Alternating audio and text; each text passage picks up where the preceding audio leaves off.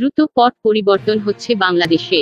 সোমবার প্রধানমন্ত্রী পদ থেকে ইস্তফা দিয়েছেন শেখ হাসিনা। বোন রেহানাকে নিয়ে দেশ ত্যাগ করেছেন। এখন দেশের ক্ষমতা সেনাবাহিনীর হাতে। অন্তর্বর্তী সরকার গঠন করছে তারা। সরকারে কারা কারা থাকবে তার একটা তালিকা দিয়েছে বৈষম্য বিরোধী ছাত্র আন্দোলন।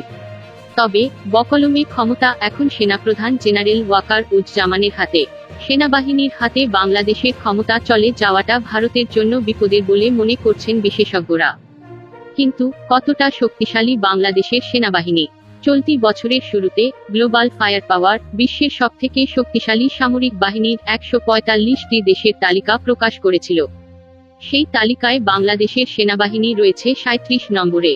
বাংলাদেশ প্রতি বছর সশস্ত্র বাহিনীর জন্য $6.99 বিলিয়ন বা 82,155 কোটি বাংলাদেশি টাকা ব্যয় করে।